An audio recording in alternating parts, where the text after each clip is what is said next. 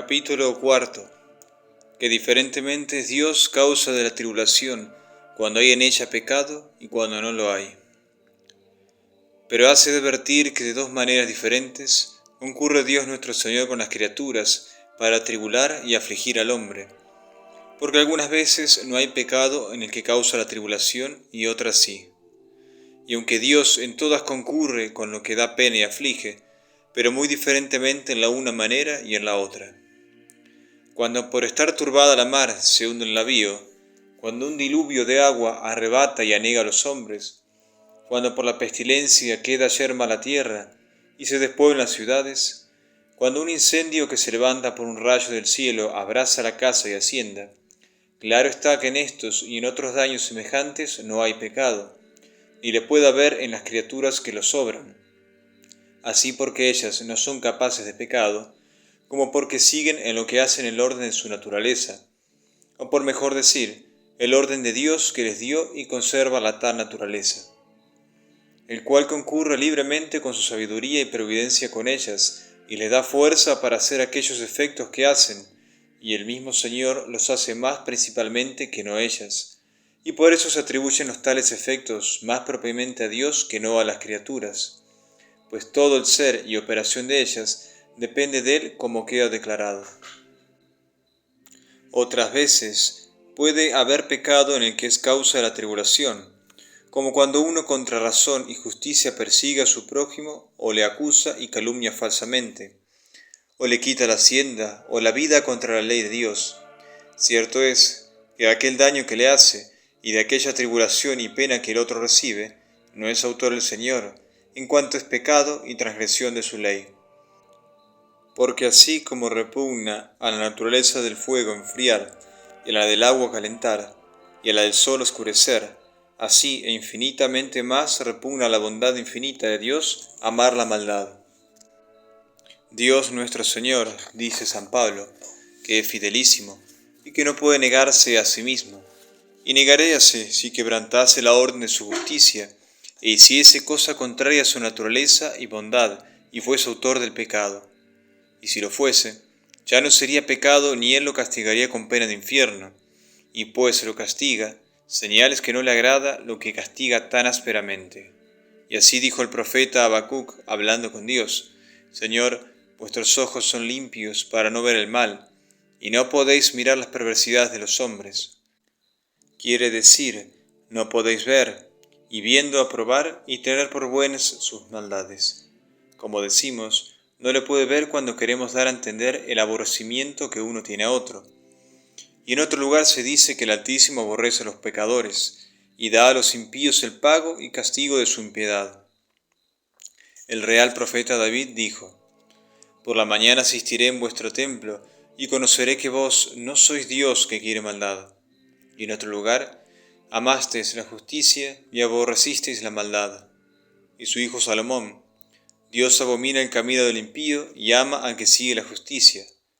Y en otro cabo, de una misma manera Dios aborrece al malo y a su maldad. Y en el Eclesiástico se dice: Nunca mandó Dios a nadie que obrase mal, porque no quiere muchedumbre de hijos desleales y desaprovechados. Y toda la Sagrada Escritura está llena de esta verdad, y de cuán aborrecible es a Dios el pecador y el pecado. Mas porque Dios crió al hombre libre y le dejó en mano de su consejo, y como dice altamente el gran Dionisio Areopagita, discípulo de San Pablo, toca a su providencia conservar las naturalezas que él mismo crió. De tal manera concurre con cada una de ellas, como conviene a la naturaleza que él les dio. Y así concurre con el hombre que es libre dejándole obrar libremente y caer en pecados por su voluntad. No porque le agraden los pecados, que esto es imposible, como habemos dicho, sino porque no pierda el hombre su libertad, y se descomponga y desordene la naturaleza libre y señora de sí con que fue criado. Clemente Alejandrino dice que una de las mayores y más admirables obras del Señor es conservar la naturaleza del hombre en su libertad. Pero hace de notar que en el pecado que hace el hombre concurren dos cosas. La una el movimiento y acto natural, que es como el fundamento de aquella obra, y la otra la desorden con que ella se hace. De la primera es autor Dios, y de la segunda el hombre, Pongamos por caso que un hombre riñe con otro y le mata. Para matarle tuvo necesidad de echar mano a la espada, de levantar y menear el brazo, de tirar el golpe y hacer otros movimientos naturales, que se pueden considerar por sí sin la desorden de la voluntad del hombre que los hizo para matar a otro. De todos estos movimientos, en sí considerados, es causa Dios nuestro Señor, y Él los hace como hace los otros efectos que dijimos de las criaturas irracionales.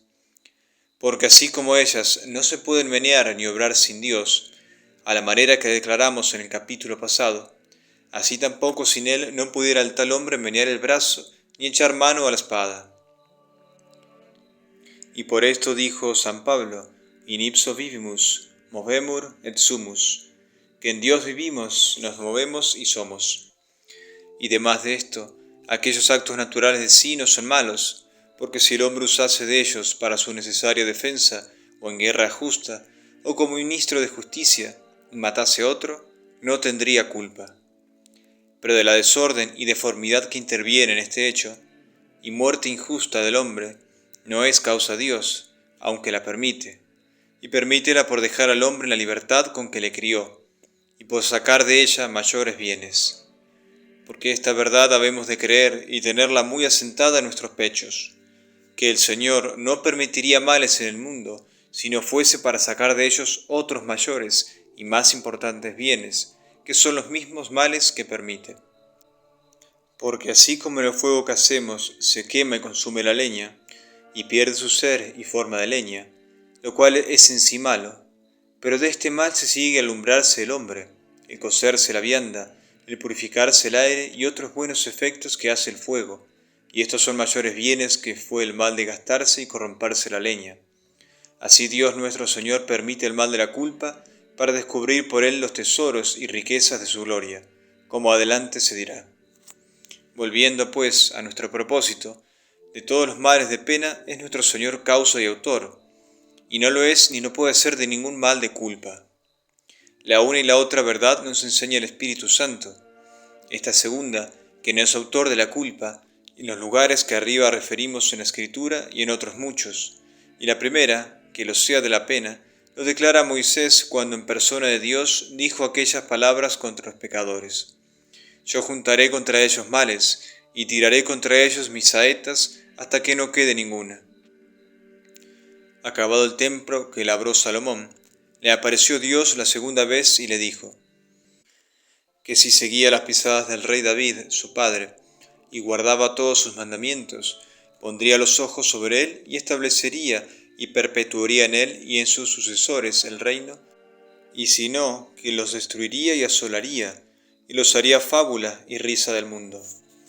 Y en el Deuteronomio se ven otras amenazas más terribles y espantosas acerca de esto. Salomón dice, los bienes y los males, la vida y la muerte, la pobreza y la riqueza viene de Dios. Isaías en persona de Dios dice, yo soy el Señor, y no hay otro que lo sea. Yo soy el que crió la luz y las tinieblas, el que hago la paz y crío el mal. Yo soy el Señor que hago todas estas cosas. Y en otro lugar, ¿quién ha entregado a Israel a sus enemigos para que le despojasen? ¿No es Dios contra el cual pecaron y no quisieron guardar sus mandamientos? Y por Jeremías dice Dios hablando del pueblo de los judíos, yo lloveré sobre ellos tales males que no puedan salir de ellos. Clamarán y darán voces a mí, y no los oiré. Irán las ciudades de Judá y los vecinos de Jerusalén, y llamarán a los dioses a quien sacrifican, pero ellos no los librarán de sus congojas y aflicciones. Y por el profeta Amós dice, ¿habrá por ventura algún mal en la ciudad que yo no le haya causado? Y como estos, hay otros muchos lugares en las divinas letras, en que se ve que Dios nuestro Señor es el autor y causa del mal de la pena, pero no lo es así de la culpa, como queda dicho.